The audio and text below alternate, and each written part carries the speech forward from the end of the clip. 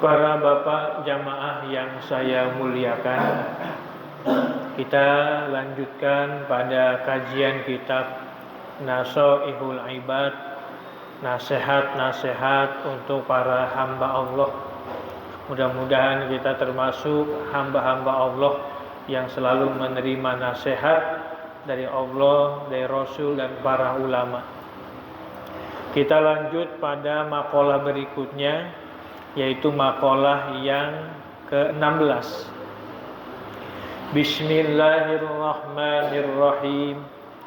Wal maqalatus sadisata asyarah. Dan makalah yang ke-16.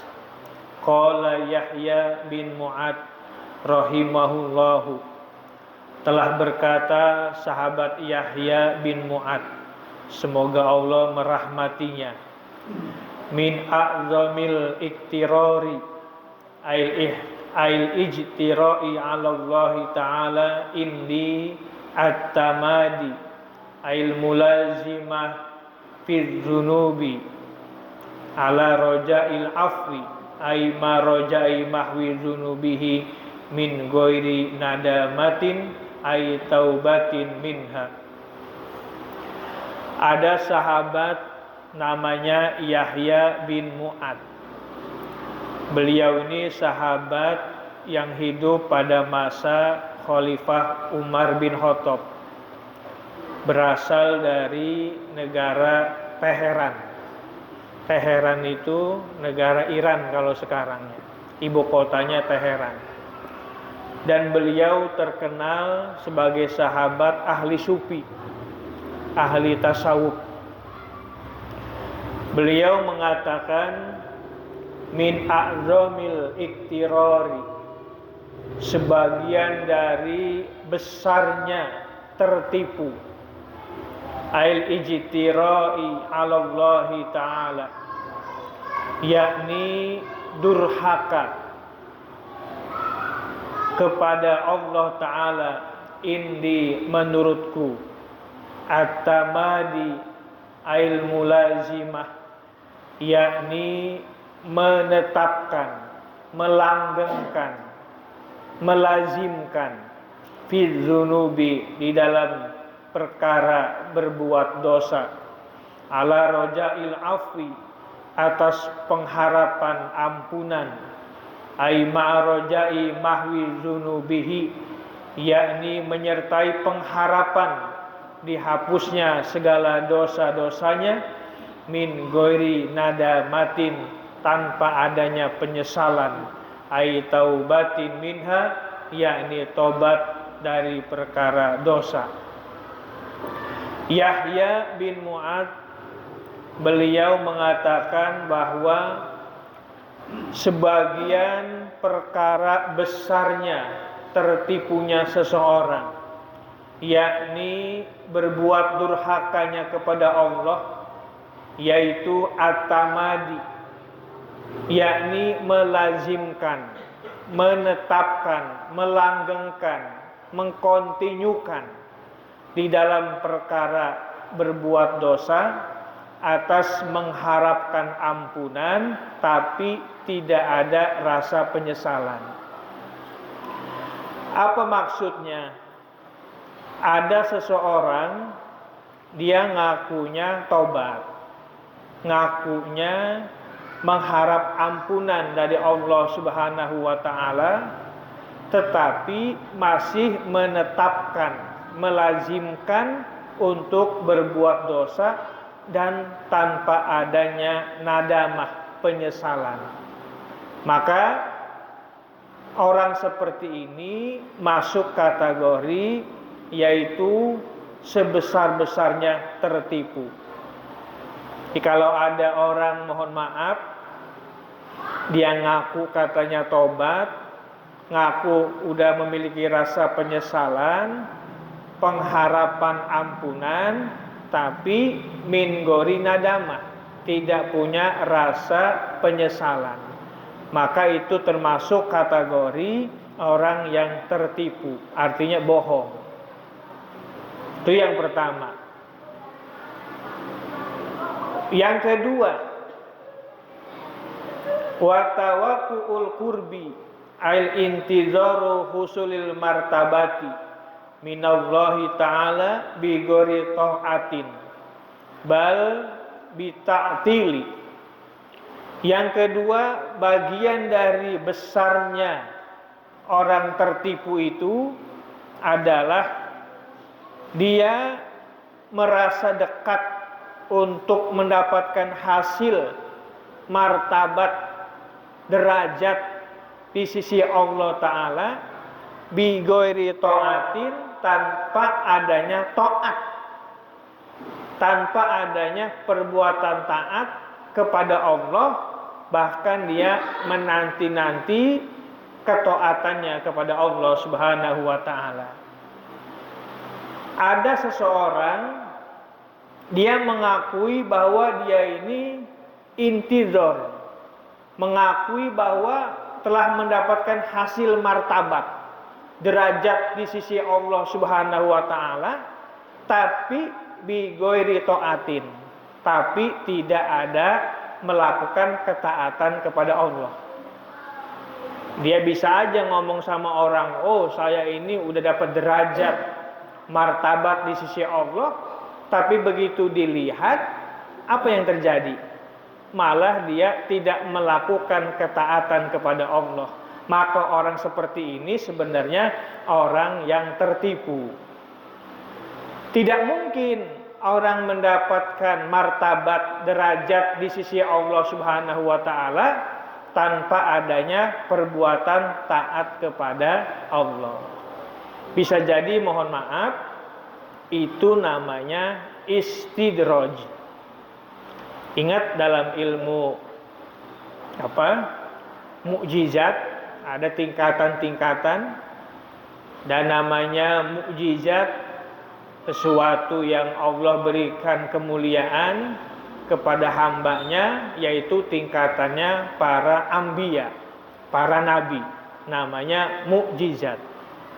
Di bawah itu namanya karomah. Apa karomah itu? Kemuliaan yang diberikan kepada para ulama, para aulia Allah. Karomah. Yang ketiga ada namanya maunah. Maunah itu kemuliaan juga, pertolongan yang derajat itu diberikan kepada orang-orang soleh. Itu namanya maunah. Ketika kita mendapatkan derajat martabat yang diberikan kepada Allah, kita bukan nabi, bukan para wali, maka itu masuk kategori orang soleh. Jadi kita diberikan juga namanya maunah. Ini bukan mukjizat, bukan karomah, tapi maunah. Awas jangan salah ngomong, maunah. Takut kepleset jadi sarboah. Kadang-kadang sering kepleset karena pernah ada ceritanya itu. Ada seorang bapak-bapak disuruh istrinya untuk membeli pembersih pakaian. Kalau zaman dulu namanya belau, sekarang udah nggak ada lagi. Sekarang udah canggih. Nggak ada lagi istilah belau itu. Kata istrinya, Kang, tolong beliin belau untuk ngerendam baju. Akhirnya sama suaminya dihafal. Belau, belau, belau. Jalan, rupanya warungnya agak jauh dari rumahnya itu. Begitu dia berangkat dari rumah, ngapal dia. Belau, belau, belau, belau, belau. Tiba-tiba keselandung batu. Jatuh dia. Begitu keselandung batu jatuh, bangun berubah. Bukan belau lagi, bengawok, bengawok, bengawok. Nah, itu cuma pasar Amun gitu eta. Suruh beli belau jadi bengawok coba. Memang kita itu begitu memang. Mindset kita itu sering ada yang mendoktrin memang. Itu contoh sederhananya.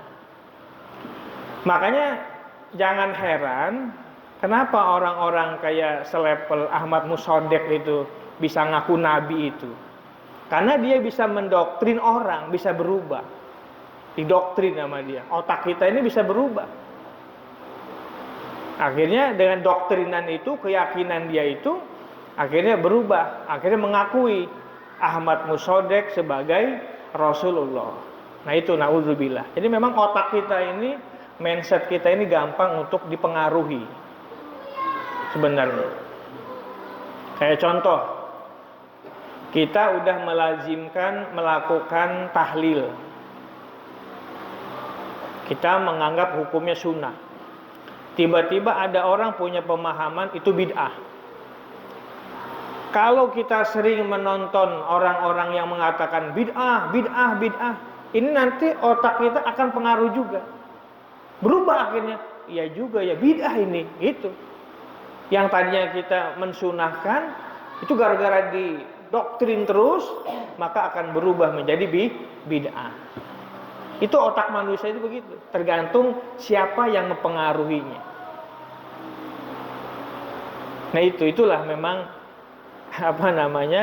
ada ilmu yang untuk mempengaruhi. Kenapa orang-orang itu berani ngebom bunuh diri? Jaminannya syahid mati surga. Karena udah didoktrin dulu. Doktrin ahli surga. Negara kita ini negara togut. Negara setan, kayak gitu kan. Maka wajib diperangi. Akhirnya dibom. Kantor polisi dibom. Gereja dibom. Bahkan masjid dibom. Karena di dalamnya udah banyak kemungkaran. Karena ada yang ngedoktrin tadi itu. Makanya dia rela untuk bom bunuh diri. Ini otak kita ini memang mudah untuk dipengaruhi. Tergantung di mana kita berkomunitas, kumpul dengan siapa. Ya disinilah butuhnya pengaruh orang-orang yang berilmu tadi. Maka para bapak jangan cepat untuk berpengaruh. Maka penting betul kita harus duduk bersama dengan para ulama, para kiai yang menuntun kita betul-betul simbolnya apa? Hubbul waton binal iman.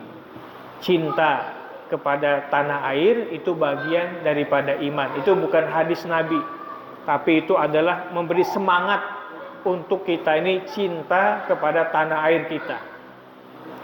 Kalau negara kita aman, damai, insya Allah kita melakukan ibadah juga tenang. Mau sholat berjamaah tenang, mau pengajian malam Rabu tenang. Kenapa sebabnya? Karena negaranya aman. Coba kalau mohon maaf, ada orang mengedepankan agama tapi tidak memperhatikan negara. Apa yang terjadi? Mau ngaji, bom lewat. Mau sholat berjamaah, takut ada peluru nyasar. Kenapa sebabnya? Karena negaranya tidak aman. Maka di sini pentingnya kita menumbuhkan rasa cinta kepada negara agar apa? Kita melakukan aktivitas ibadah kita dengan khusyuk tenang. Mau zikiran nggak ada yang ganggu. Mau berjamaah sholat aman. Mau ngaji enak. Kenapa sebabnya? Karena negara udah damai aman. Nah ini memang harus kita tumbuhkan kepada generasi-generasi kita ya. Kalau bapak-bapak yang udah sepuh mah 50 tahun mah insya Allah jiwa kecintaan kepada negara itu udah tumbuh insya Allah. Bu yang sekarang ini yang khawatir ini yang remaja-remaja ini yang masih bisa dipengaruhi segala macam itu bisa jadi tadi gara-gara ada orang yang mendoktrinnya tadi maka akan berubah, maka akan menjadi pemberontak negara. Nggak enak kita kalau negara nggak aman tuh mau ibadah susah. Mau ngaji payah, mau zikiran, mau sholawatan, mau yasinan, susah. Kenapa? Karena negaranya tidak aman. Takut kita. Ada peluru nyasar, bom, segala macam. Nah, itu penting betul kita bersama-sama untuk menjaga negara kita ini.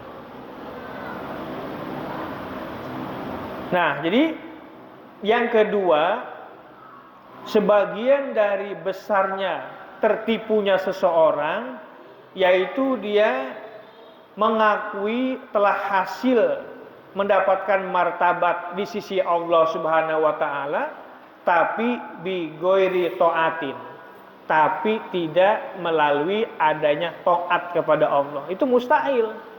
Dia mendapatkan martabat kemuliaan tapi kok nggak taat, nggak ibadah.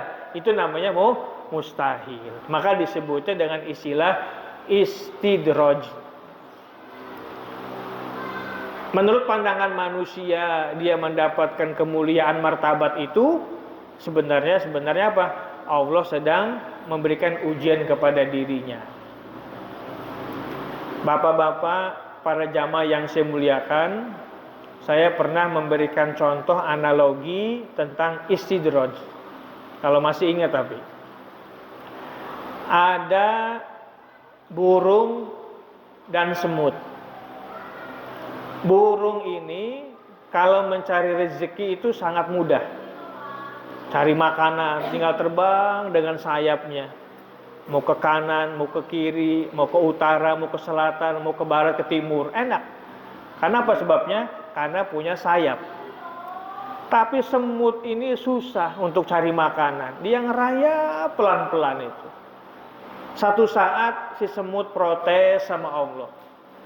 Ya Allah, Engkau tidak adil.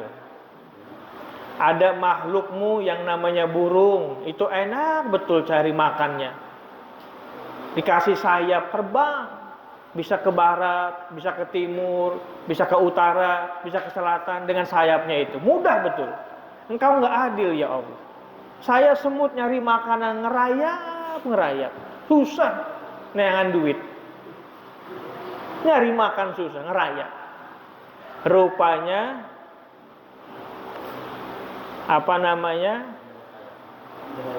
problem yang diderita oleh semut itu didengar Allah.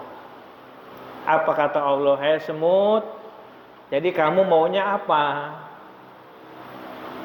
Kata semut, ya Allah, saya pengen kayak burung juga. Dikasih sayap, biar mudah cari makannya. Dengan punya sayap, bisa terbang ke utara, ke selatan, ke timur, ke barat, enak. Apa kata Allah? Ya udah kalau begitu, kamu, kata Allah, saya kasih sayap. Jadi akhirnya apa? Si semut dikasih sayap. Ketika dikasih sayap, apa yang terjadi? Begitu dikasih sayap, mulai terbang dia. Begitu terbang, rupanya jadi santapan burung kutilang. Begitu dia terbang, rupanya jadi santapan cecek yang nempel di tembok, di dinding, jadi makanan. Tapi ketika dia berada di bawah ngerayap, malah aman, selamat dia. Tapi begitu dia dikasih sayap, malah memberikan penderitaan buat dirinya. Nah itulah contohnya istidraj. Ini jangan bangga dulu seakan-akan kita mulia di mata manusia, tapi kita nggak ibadah, nggak taat kepada Allah. Bisa jadi itu namanya istidraj. Nah itu namanya istidraj. Para jamaah yang saya muliakan, nah jadi yang kedua itu orang yang merasa punya hasil martabat kemuliaan di sisi Allah tapi tanpa adanya taat kepada Allah, itu sebenarnya tertipu dia, tertipu. Yang ketiga, wantizaru zar'il jannati bi badlin nari, ai intizaru naimil jannah bi fi'lil ma'asi. Yang ketiga, bagian dari besarnya tertipunya seseorang, dia merasa telah menanam taman di dalam surga dengan benih neraka. Apa artinya? Dia menanam kenikmatan, mendapatkan kenikmatan surga dengan mengerjakan fi'lil ma'asi, yaitu perbuatan maksiat. Allah telah menyediakan surga, amalannya amal soleh, tapi malah dia menanamnya itu dengan fi'lil ma'asi, yaitu apa?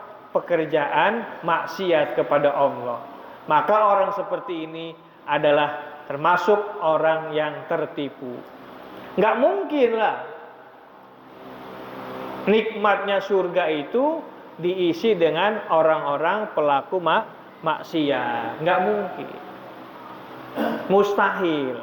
Surga itu ditempati, didiami, dihuni oleh pelaku maksiat. Itu nggak mungkin. Nggak mungkin. Surga itu dinikmati, dihuni oleh orang-orang yang taat. Ada ayatnya dalam Al-Quran surah Az-Zumar itu.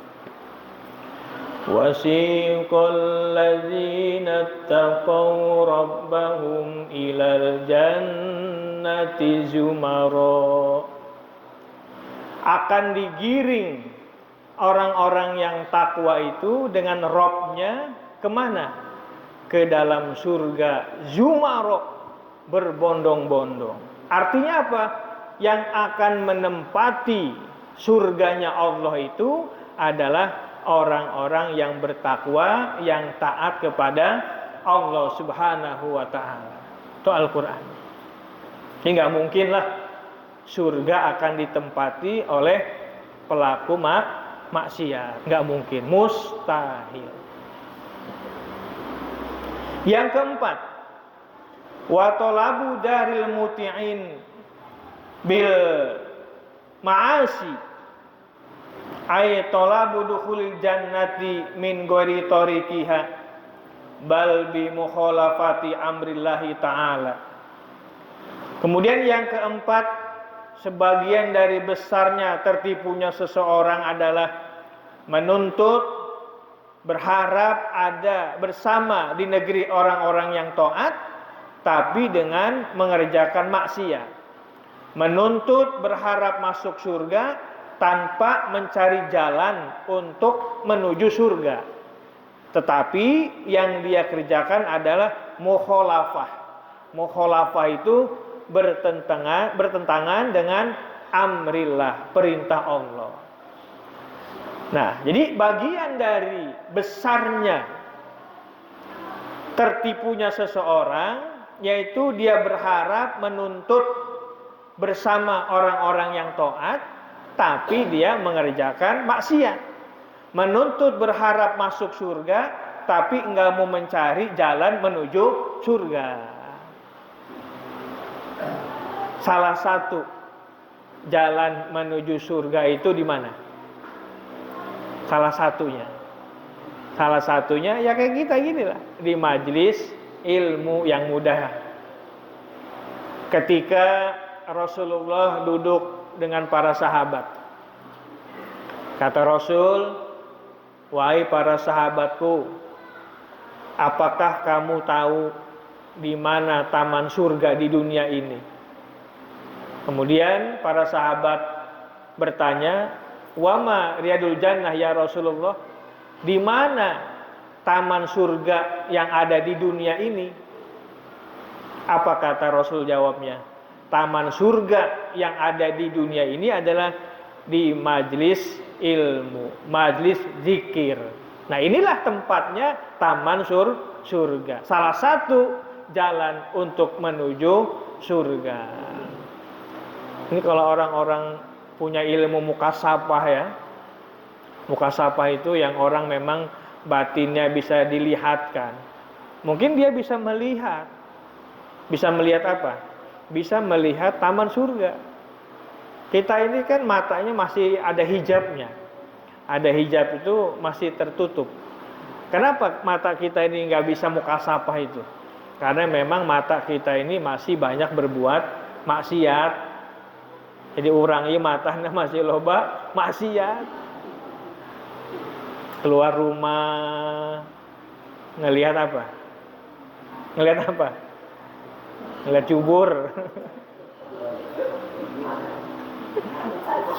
Makanya terhijab ya orang ieu matana ieu. Ya orang-orang yang wali Allah menunduk. Iya mah orang mah sengaja neangan.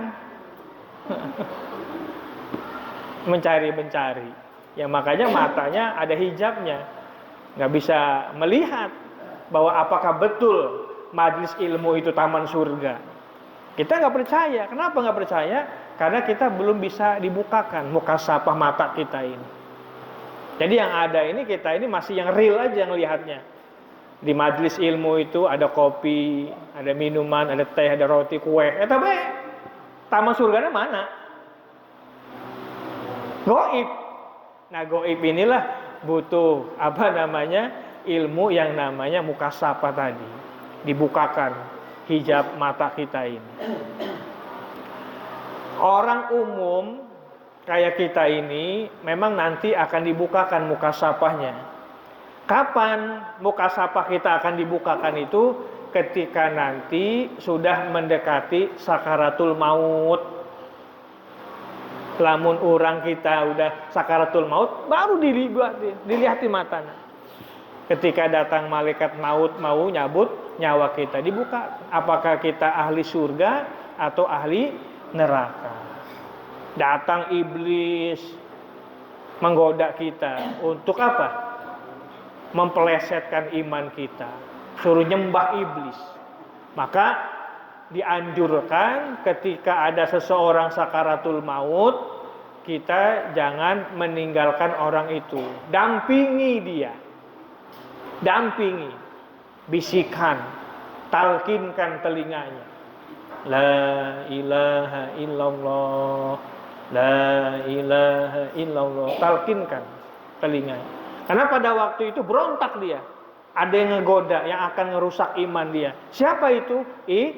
Iblis. Lagi-lagi kita nggak bisa lihat. Kenapa? Karena goib.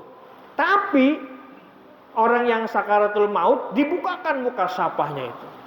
Nah itu ketika nanti pada waktu sakaratul maut. Jadi bisa nggak kita sekarang ini dibukakan mukasafahnya? Bisa. Tapi butuh riadoh yang panjang.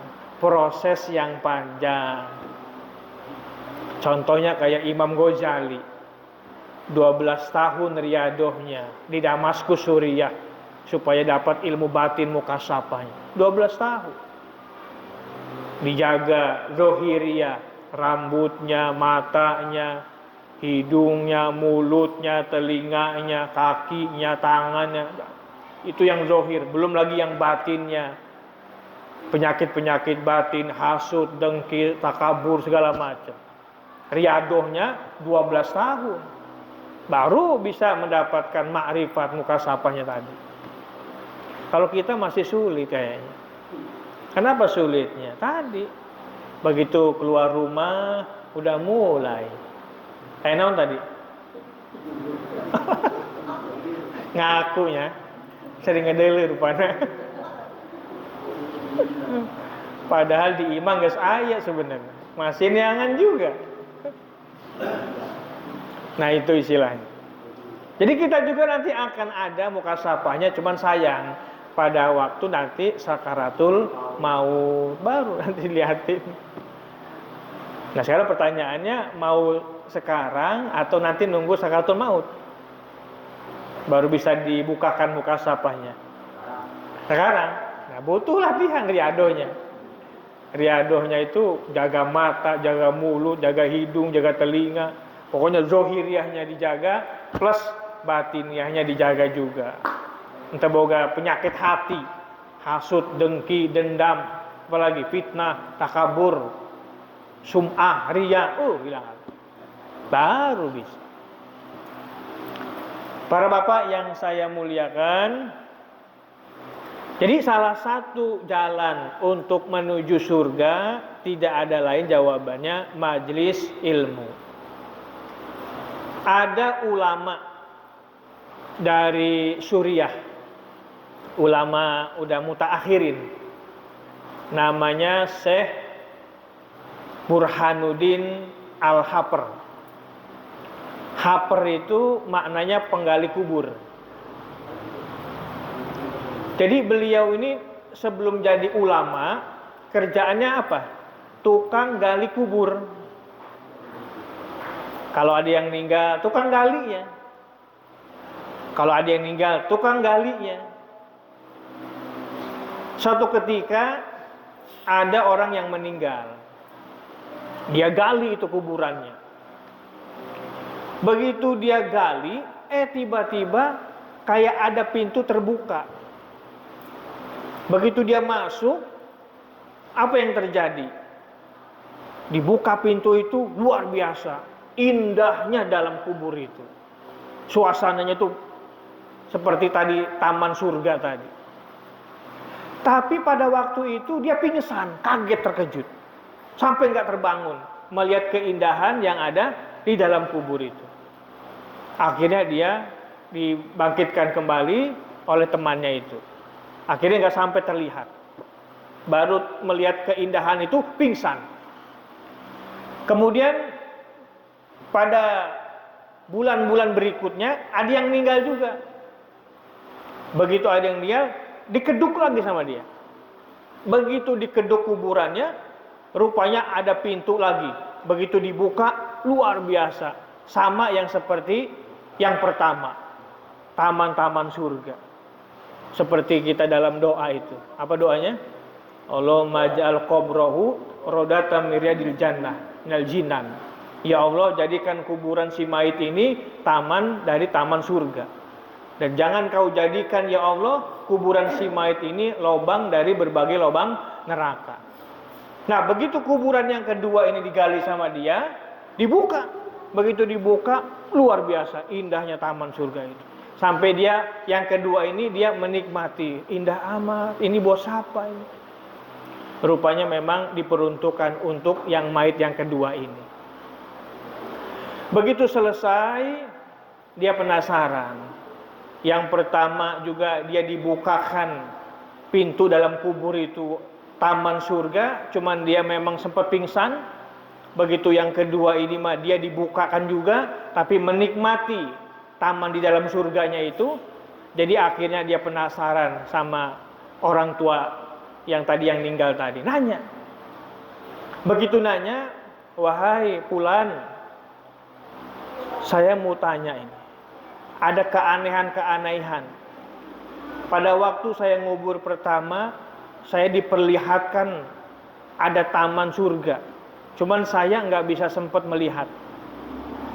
Yang kedua, dibukakan pintu juga, itu juga taman surga. Ini amalannya apa ini si mayit ini dulunya di dunia ini aman? Kok bisa diperlihatkan taman di dalam kubur itu surganya? Apa kata keluarganya jawab?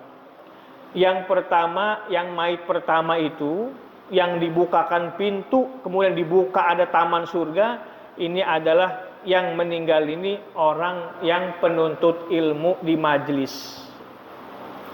Ya, amalannya ketika jadi mayit dikubur, Allah telah memperlihatkan taman surganya dikubur. Amalannya apa? Amalannya adalah para penuntut ilmu. Yang kedua, apa amalan yang kedua ini? Kok sama juga seperti yang pertama? Dibukakan taman surganya dikubur. Yang kedua apa? Yang kedua amalannya orang kedua ini orang yang membiayai, yang mendukung orang yang menuntut ilmu. Jadi sama pahalanya akan dibukakan taman dari taman surga. Ini luar biasa. Mungkin bapak-bapak nanti bisa buka, ada ulama Suriah namanya Syekh Burhanuddin Al-Hapr. Akhirnya apa? Dengan kejadian seperti ini, langsung dia nuntut ilmu beneran. Nyari ilmu, cari ulama, dia belajar lagi, sampai akhirnya jadi Syekh Burhanuddin Al-Hapr. Al-Hapr itu penggali kubur. Maka julukannya Al-Hapr. Al-Hapr itu penggali kubur. Jadi kalau memang udah menjadi tradisi nisbat, ya, ulama-ulama Timur Tengah itu ujungnya nanti ada ujungnya. Kayak kita Syekh Nawawi itu Al-Bantani, itu Banten. Al-Jawi itu. Itu untuk apa? Menandakan, mempermudah, oh ini orangnya. Maka Syekh Burhanuddin juga julukannya Al-Hafr. Al-Hafr itu para penggali kubur. Gitu. Jadi bapak-bapak gitu. Kalau di Pasar Ambon ini ada ulama, maka ujungnya harus ada ditambahin Al-Pasar Amboni. Ada Amboninya. Al-Pasar Amboni. Oh, ulama ini dari Pasar Ambon. Gitu. Harus begitu. Itu udah menjadi ciri itu ulama-ulama zaman dulu itu kayak gitu. Al-Palembangi, Al-Padangi, Al-Banjari. Iya, yang nggak ada itu tadi Al-Pasar Amboni, nggak ada itu. Ada juga kue Ambon. Nah, kue Ambon tuh yang warna kuning itu, nah, kue Ambon itu. Tapi ulama Pasar Amboni belum ada. Nah, jadi salah satu untuk jalan menuju surga adalah majelis ilmu. Para bapak yang saya muliakan. Kemudian yang kelima, sebagian dari besarnya tertipunya seseorang wantizarul jazai bil khisalil lati tu'di ila rohati bi gori amalin solihin yusilu ila zalika. Yang kelima, bagian dari tertipunya seseorang itu, besarnya tertipunya seseorang itu adalah menunggu, merasa mendapatkan pembalasan menuju istirahat kebahagiaan bigori amalin soleh yusilu ila zalik, tanpa melakukan amal soleh yang mengantarkan kepada ila rohati, keistirahatan, kebahagiaan. Itu termasuk tertipu. Ada seseorang merasa mendapatkan balasan untuk mendapatkan kebahagiaan di akhirat, kesenangan di akhirat, tapi bigori amalin soleh, tapi tidak melakukan perbuatan amal soleh. Itu mustahil. Mustahil. Mau dapat kesenangan di akhirat tapi nggak ngerjain amal soleh, itu mustahil. Tertipu orang itu, nipu dia. Jangan itu, jangan, kalau bahasa zaman dulunya, bahasa Pasar Ambona, ulah kabita orang. Ulah kabita itu ngaku dia mendapatkan kebahagiaan di akhirat tapi tidak mengerjakan amal soleh. Itu mustahil yang kayak gitu. Itu tertipu orang itu. Nah, itu yang kelima. Yang keenam, watamani 'alallahi azza wa jalla ma'al ifrati ay mujawizati hadil i'tidal. Yang keenam, bagian dari besarnya tertipu seseorang adalah mengangan-angan, berharap kepada Allah untuk mendapatkan kebahagiaan, tapi dia apa? Melampaui batas, melanggar perintah-perintah Allah. Mengangan-angan, punya harapan di sisi Allah Ta'ala, mendapatkan kebahagiaan, tapi malah apa? Melanggar aturan-aturan Allah Subhanahu wa Ta'ala. Itu juga mustahil. Apa artinya mustahil itu? Artinya enggak mungkin. Enggak mungkin lah. Ya, kalau sampai dia melanggar had atau ketentuan aturan yang telah Allah atur. Itu mustahil. Maka pelajaran buat kita ini artinya apa? Artinya harus memperhatikan jangan sampai kita tergolong orang-orang yang tertipu. Para bapak yang saya muliakan, 6 poin ini adalah menjelaskan kepada kita semua tentang besarnya tertipunya seseorang. Kalau saya simpulkan tadi, yang pertama, bagian dari besarnya tertipunya seseorang yang pertama apa tadi? Dia melazimkan, mengkontinyukan, melanggengkan perbuatan dosa dengan pengharapan dapat ampunan, tapi tidak ada rasa penyesalan taubat. Itu mustahil, tertipu.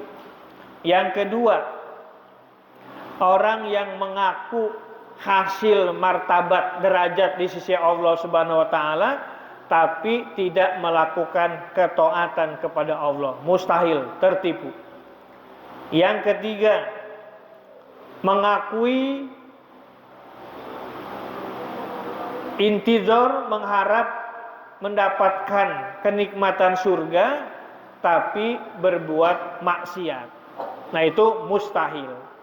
Dan yang keempat, yaitu menuntut, berharap bersama di negeri orang-orang yang taat tapi malah berbuat maksiat. Menuju, berharap untuk masuknya surga Allah tapi tidak mau cari jalan untuk menuju surga Allah. Dan yang kelima, yaitu menunggu pembalasan, mendapatkan kebahagiaan di akhirat, istirahat, tapi tidak melakukan amal soleh yang mengantarkan kebahagiaan tersebut. Kemudian yang keenam, berharap, berangan-angan mendapatkan kemuliaan, tapi malah melanggar aturan hak-hak Allah Subhanahu wa Ta'ala. Nah, 6 poin itu adalah sebuah mustahil yang terjadi, malah itu adalah sebesar-besarnya tipuan yang akan didapatkan oleh orang tersebut. Yang mudah-mudahan kita terhindar dari itu dan tidak termasuk bagian dari apa yang telah diterangkan oleh sahabat Yahya bin Mu'ad. Para bapak yang saya muliakan, makalah yang selanjutnya, yang ke-17, insya Allah nanti akan kita pelajari pada malam Rabu yang akan datang, insya Allah.